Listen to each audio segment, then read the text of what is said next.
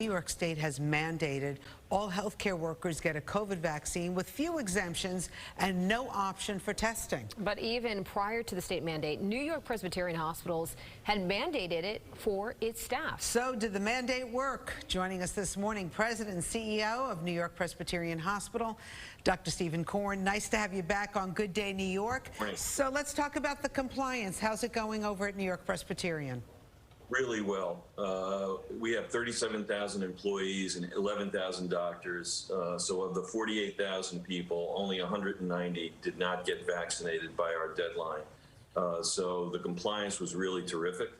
Really happy for all of our patients, for our staff, for our employees, and we're fully open for business. Were the people that you had to let go, what was it, about 190? Were they people of critical importance to the hospital?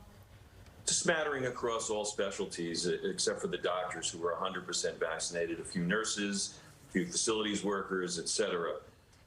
And look, we didn't want to shame anybody, but we felt it was really important for everyone to get vaccinated, to protect our patients, to protect each other, really.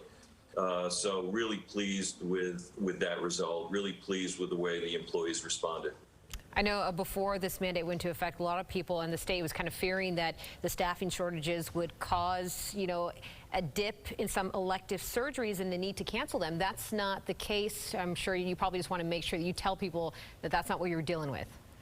Not at all. We are fully open for business across all of our hospitals in the boroughs, in Westchester, in Manhattan, and I couldn't be more pleased because when somebody's sick and somebody needs something, you want to be able to care for them.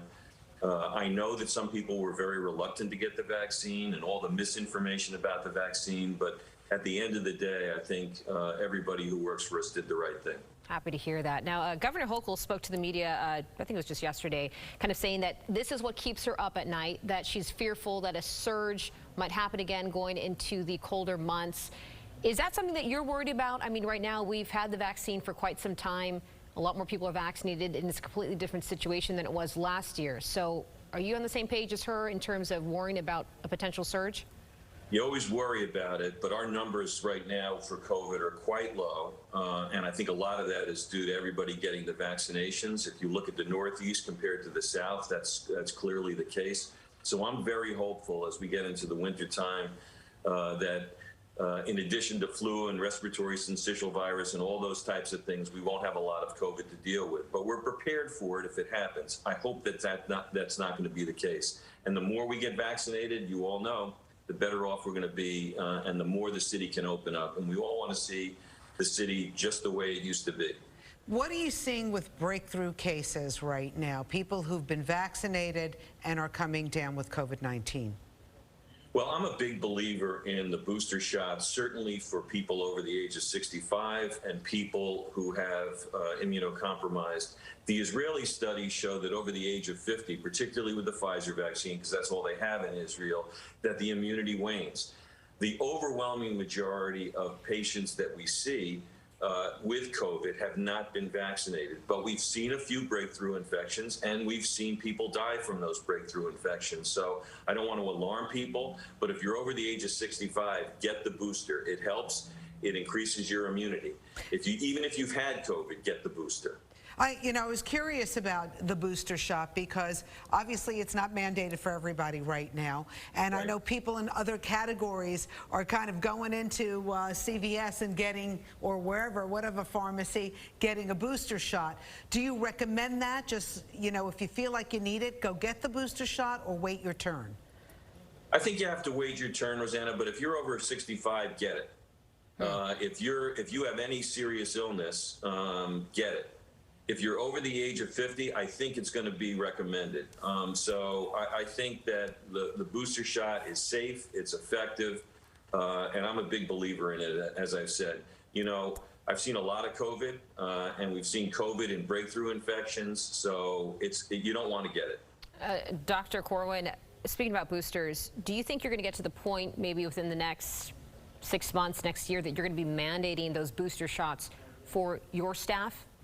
No, I don't think we will. Healthcare, there was a close vote in the CDC for that, and Dr. Walensky basically said if you're in a high-risk profession like a healthcare worker, you can get it. We're offering it to healthcare workers, but we're not mandating it. What do you think about people who have high antibody tests? Like over 1,000 or over 2,000 is the number if you take that spike test. Should they be getting the booster shot? Because there are some theories that you shouldn't, because it kind of undoes what your body does naturally.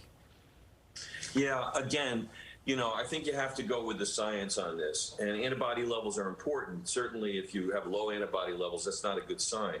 But I do think that the immunity wanes after 6 months if you're over the age of 65. And in fact, in Israel, it was over the age of 50.